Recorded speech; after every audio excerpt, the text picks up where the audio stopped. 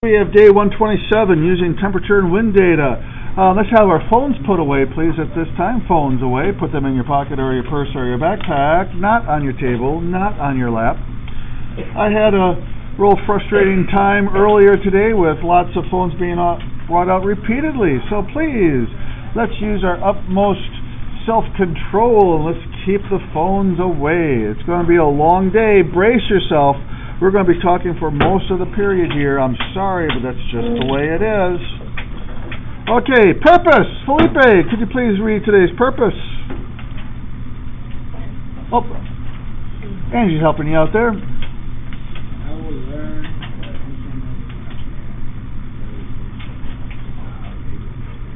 Bryce, relevance.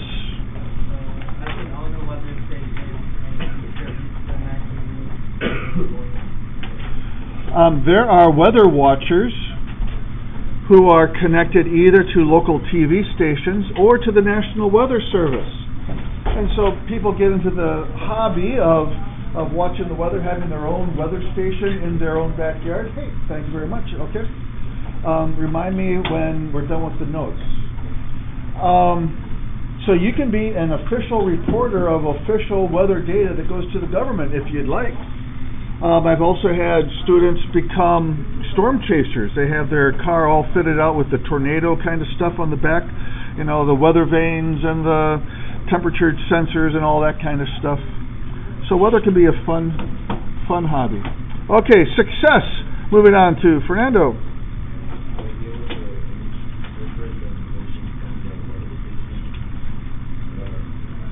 Yeah, we're going to be learning all sorts of secret code names and code numbers and symbols and things.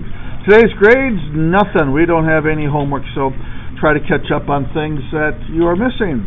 Next quiz is tomorrow is the vocab quiz, and then the next day is the concept quiz. Main ideas. Enrique, what's the first main idea from yesterday?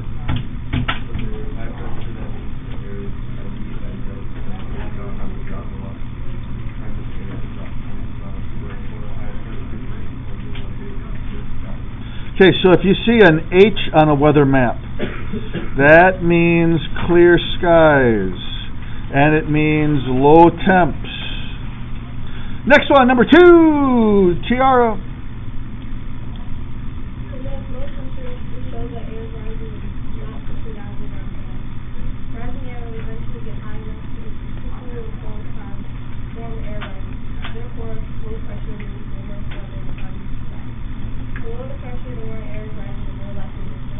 So if you see an L on a weather map, that means low pressure.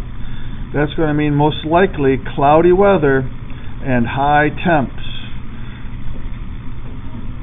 So here we see a diagram, and the high pressure from cold air sinking and hitting the ground harder, and then the air spreads out once it hits the ground. So anybody standing over here with the city here is going to feel air moving past them like that, and that's the wind. Low pressure is because warm air is rising and not hitting the ground so much. So that's why we have low pressure with high temps. But as the warm air rises, it cools and condenses and makes the clouds. So that's why low pressure makes cloudy weather. Next page.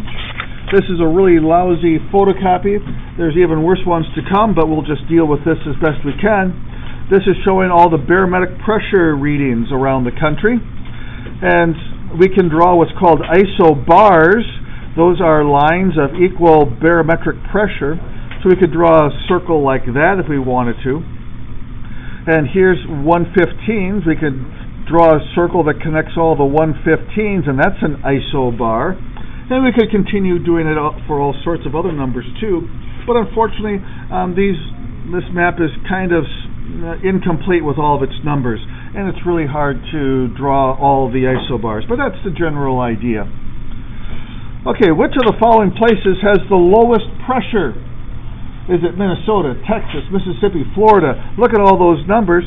Here's Minnesota, Texas down here, Mississippi is right there, and then Florida down there. Which one has the lowest pressure? Moving up to Victoria. Hey, Minnesota does. Right up here it says 103. Hopefully your copy is clearer than what's on the screen right now. Generally, would you expect clear or cloudy places or cloudy skies in Minnesota there right now? This is the lowest pressure. Does that mean more likely to be cloudy or clear? Angie?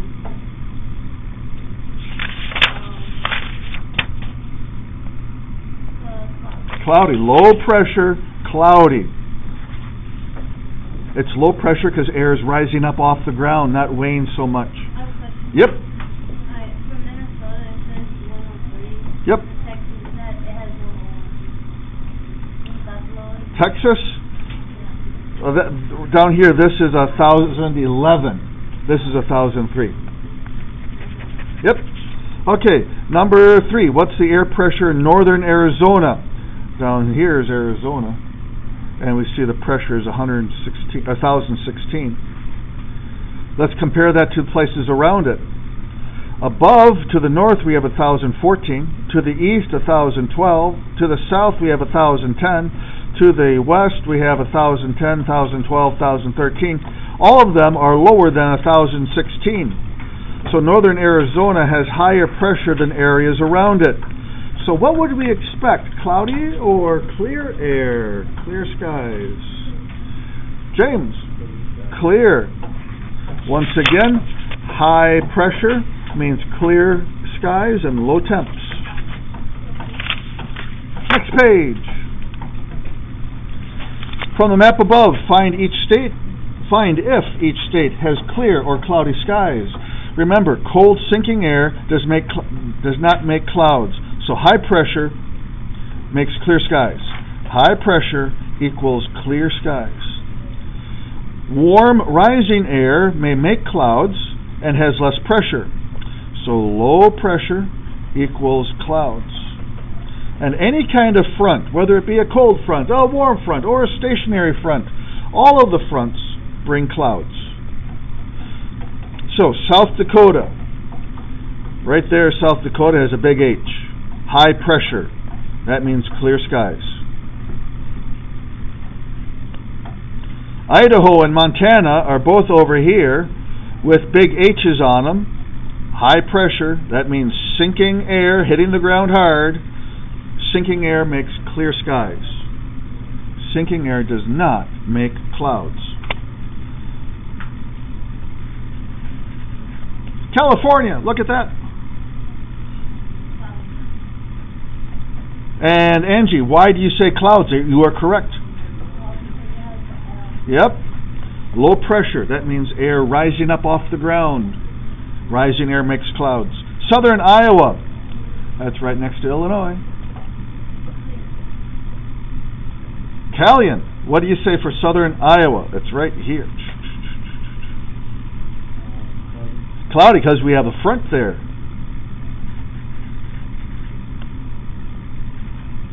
Arizona.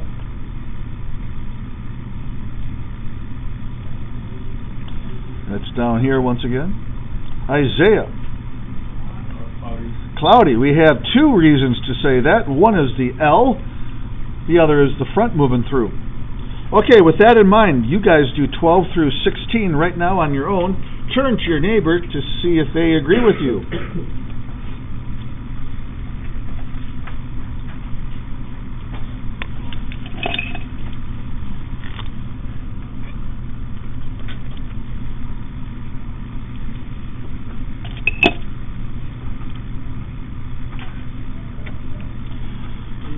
Western New York. That's over here about. Zion, what do you say? Clear because of the big H. High pressure. Air sinking down here in the ground hard. Sinking air does not. Whoop, whoop, I wrote cloud. You said clear, didn't you?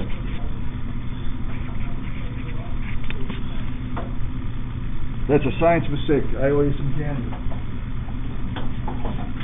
You can trade for something else later on if you'd like.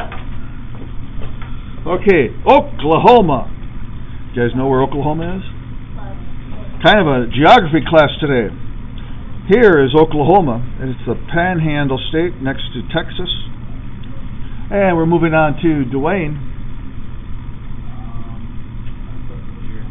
There's two reasons to say cloudy. One is the L here, and the other is the front moving through. Florida. Let's see here. I need to get to Kylie.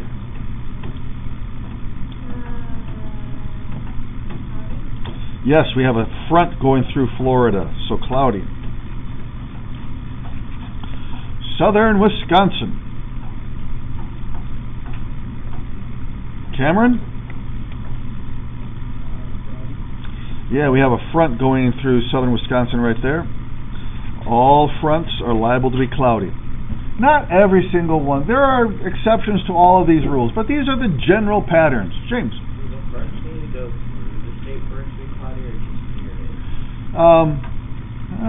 Near it. Okay, Central Texas. Back to Stephanie.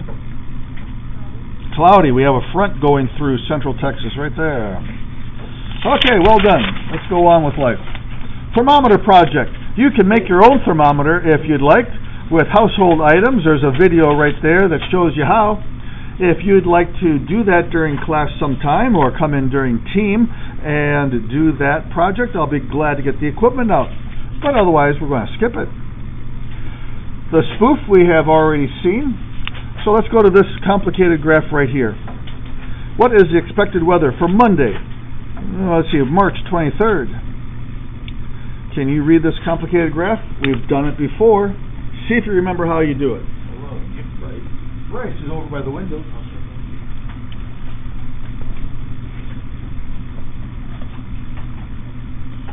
Figure out the cloud cover for Monday, the high temperature, low temperature, chance of rain and wind. Thank you for your work. Thank you. Right here is Monday. This is all your data right here.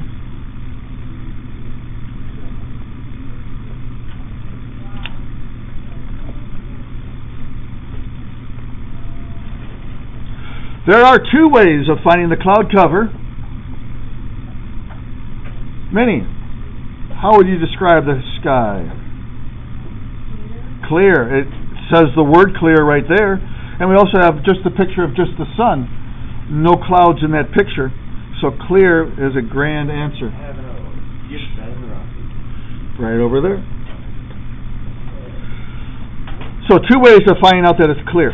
High temperature. Yassine, do you see the high temperature? 39 right there. Ben, low temperature. Right there. Chance of rain. Back to Felipe. Chance of rain for Monday.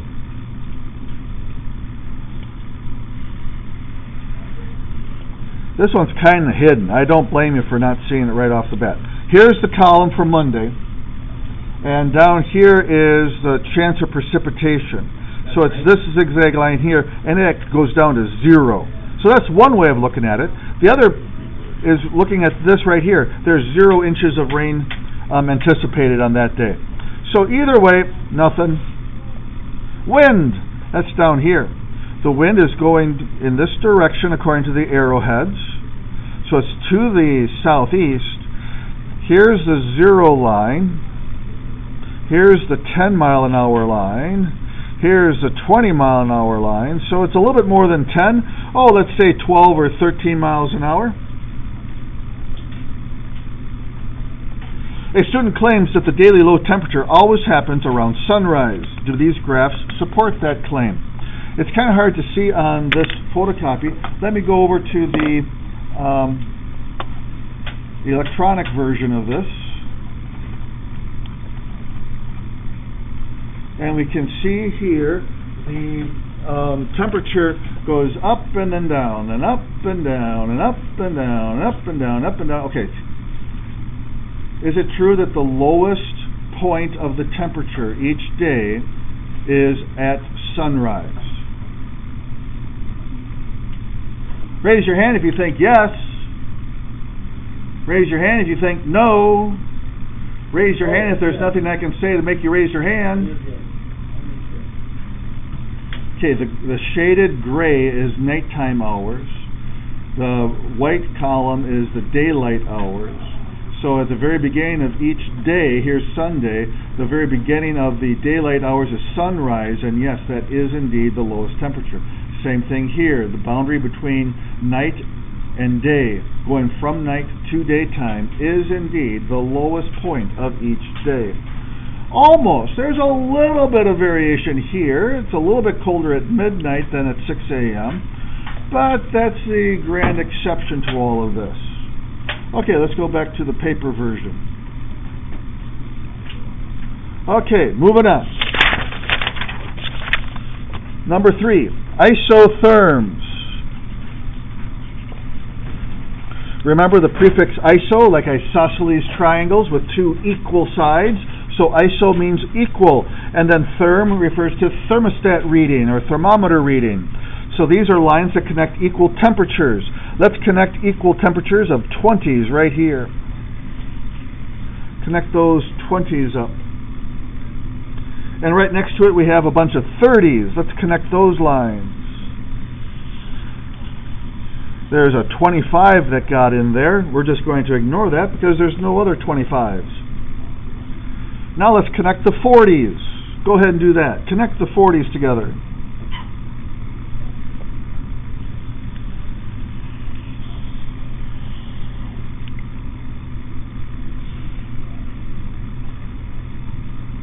We can connect the 80s. That's easy.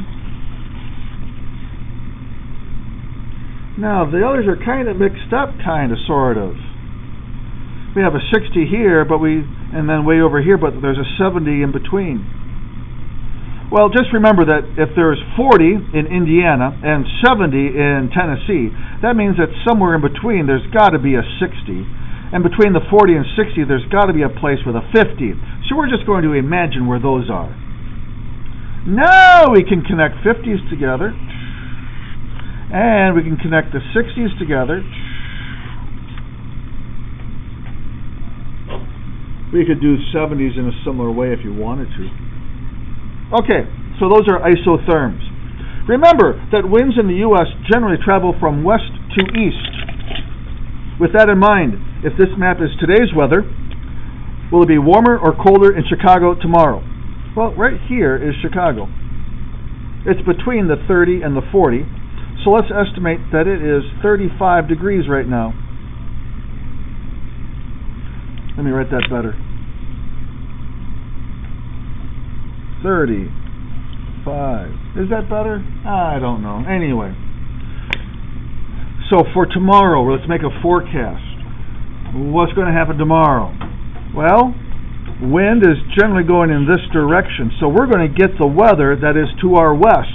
We're going to get 30 or 20 degree weather, so that is definitely colder than it is today. So that would be our forecast.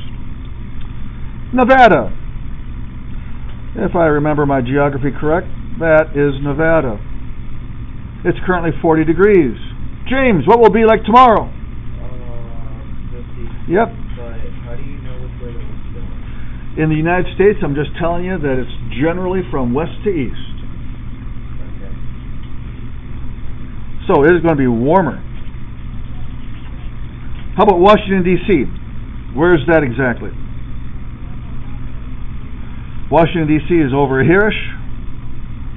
And so wind blowing in this direction. We're going to get 50, then 40, then 30. It's going to get colder and colder and colder as the days go on.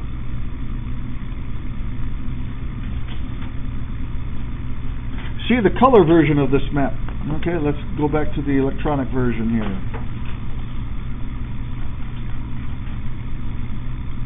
What is the weather like, the temperature like in eastern Spain?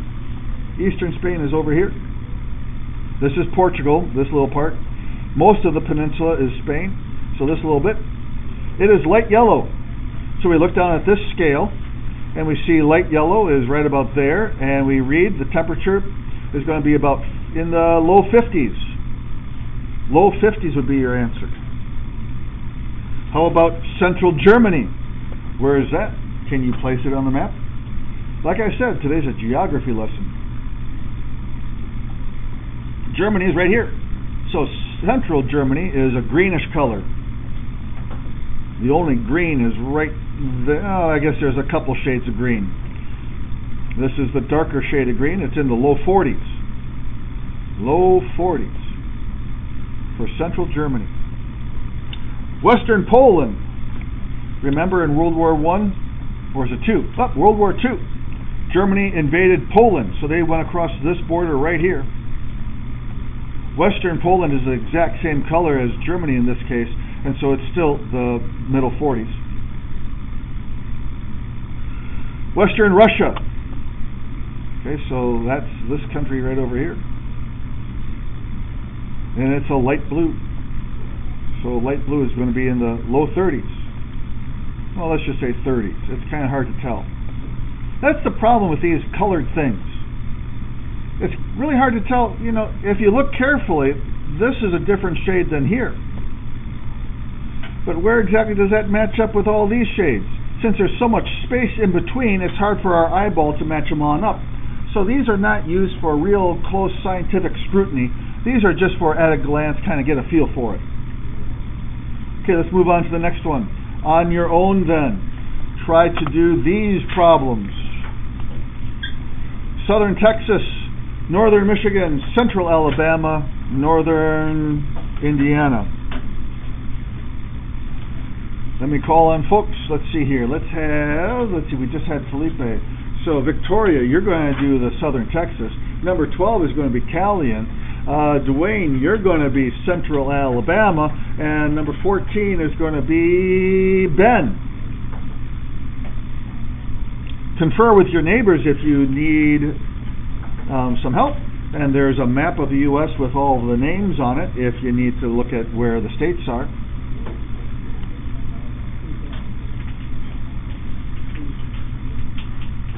Victoria, do you have your southern Texas? Sorry, talk to who? Oh, what's up?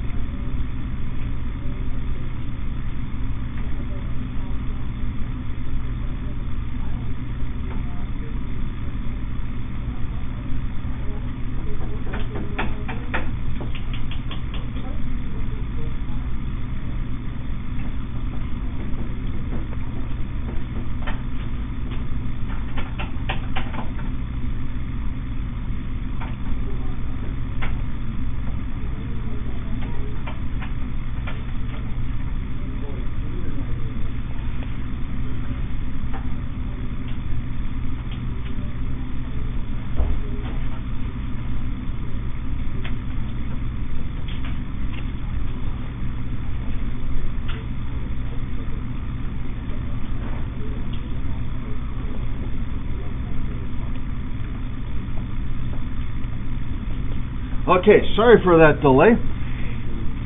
So, Victoria, what is your temperature for southern Texas? High 80s. Southern Texas is red, and I see 80s and 90s are red. Now, again, it's hard to tell which one is which. Is it 85? Is it 95? It's just a general idea. If I was going to have this on a quiz, I'd say, which of the following options is the best reading for the temperature? Is it 30? Is it 50? Is it 70? Or is it 90? So it's going to be obviously right or wrong options. Okay, next one is northern Michigan. Who was that? Was that Callion? Low 30s. Okay, northern Michigan is up here-ish. It's a dark blue, so it's in the 30s somewhere.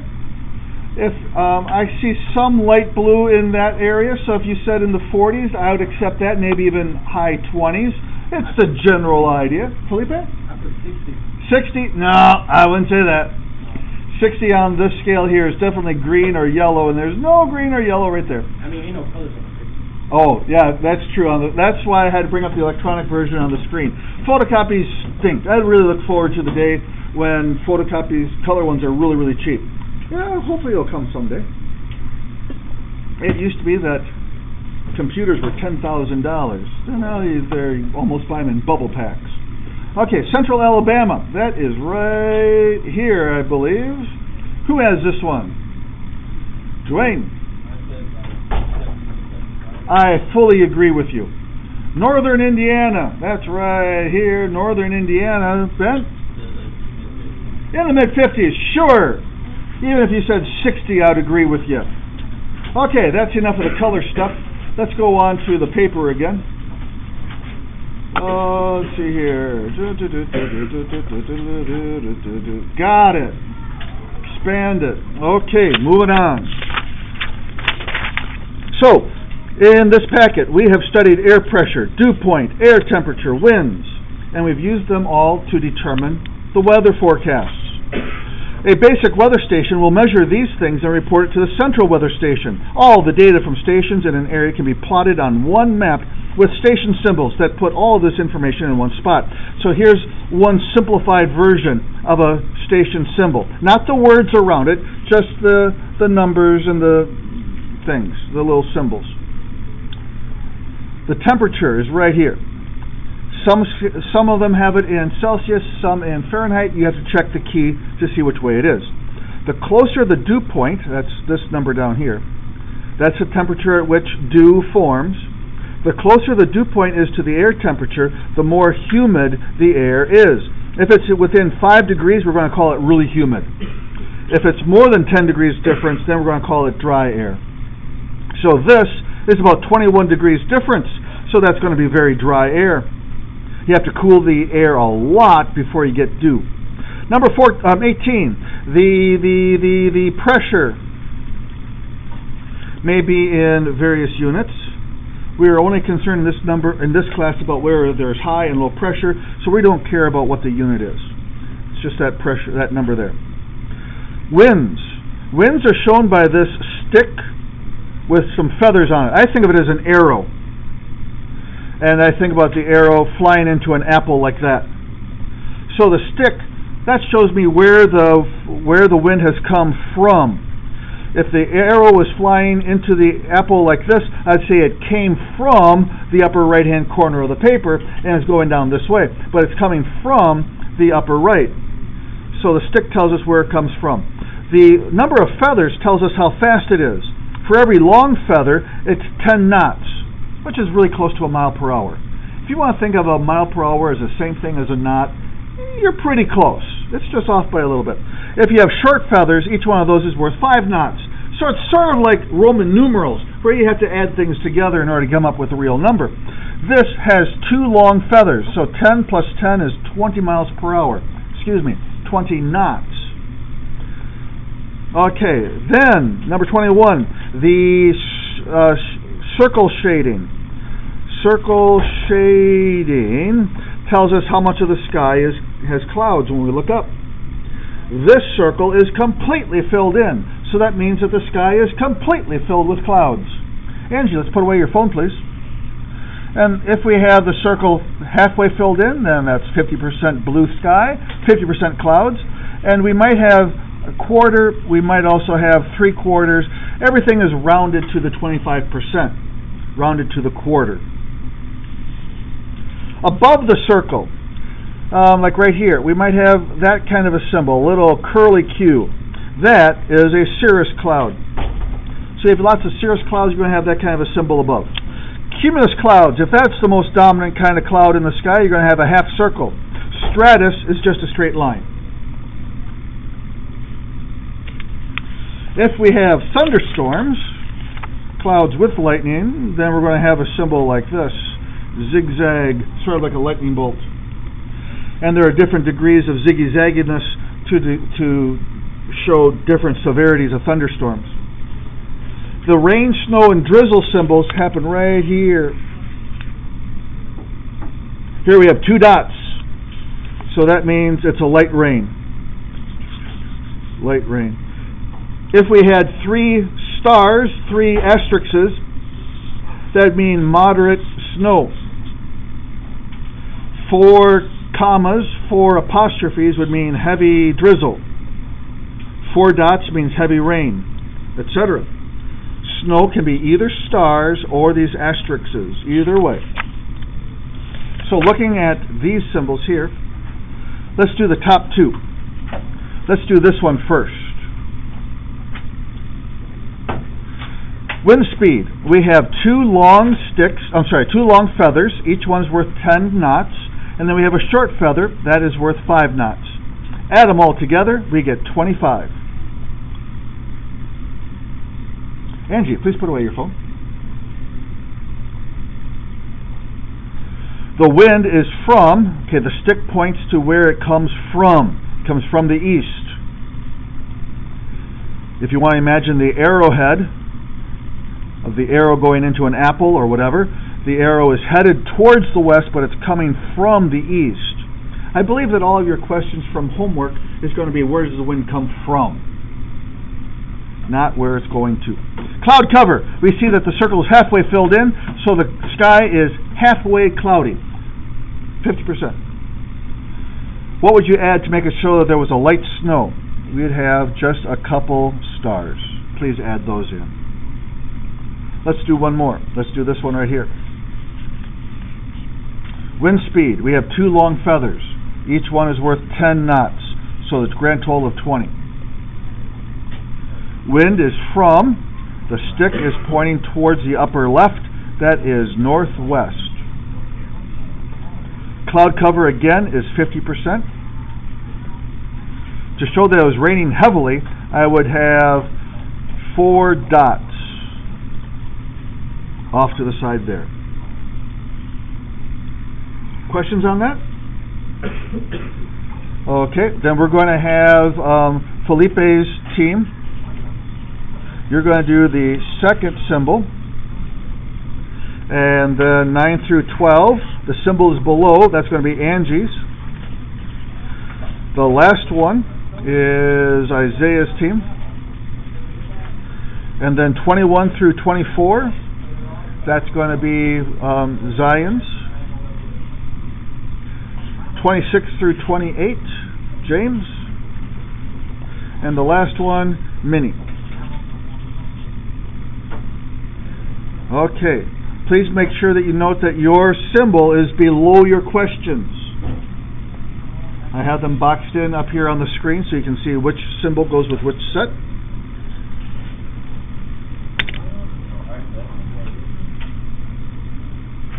And then we'll be done once we get through all this.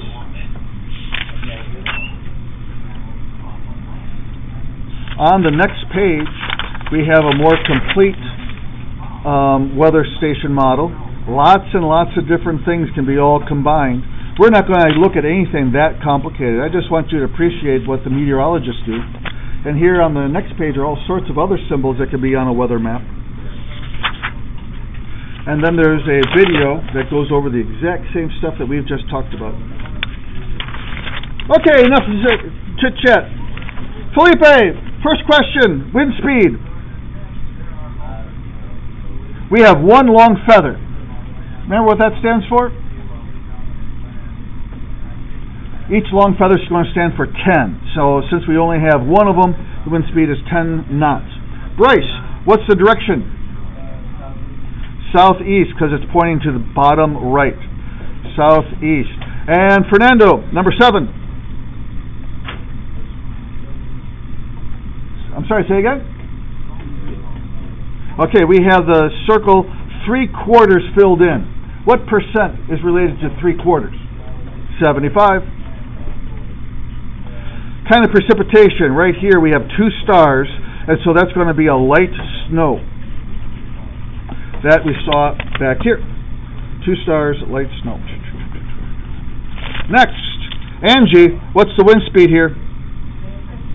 15. We have a 10 and we have a 5. Put them together, we get 15. Winds from the Victoria. From the north. The stick here is pointing straight up. Where's the cloud cover? Tiara. Say again? No, not 251. Enrique, what do you think? Yeah, we have a quarter of the circle filled in, so the percentage of a quarter is 25%. 25% of the sky has clouds in it. Precipitation, back to you, Angie. We have 2 dots here, so that's going to be a light rain. Wind speed for number 13, Isaiah. 10 plus 10 plus 5 is 25. Winds from the, Callion?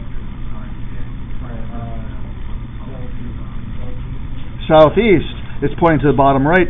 Cloud cover, Isaiah. 25. Precipitation, Callion. Yep. Moderate snow. Okay. Zion, wind speed. Yep. Winds from the, Kylie? Northwest. Cloud cover, Dwayne. What would you add to show there was a heavy drizzle? You'd have 4 commas, 4 apostrophes. Wind speed, James. 30. 10 plus 10 plus 10, 30. Winds from the, who's behind that? Cameron.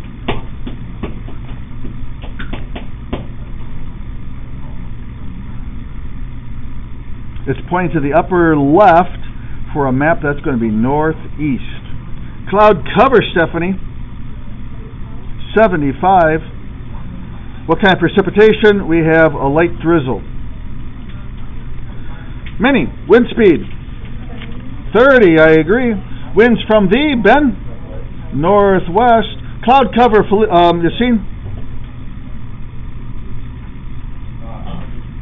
Yes. And precipitation is a heavy, are those dots or are those stars? I think they're dots. If they're dots, it's a heavy rain. If they are stars, then it'd be heavy snow. And we are now done.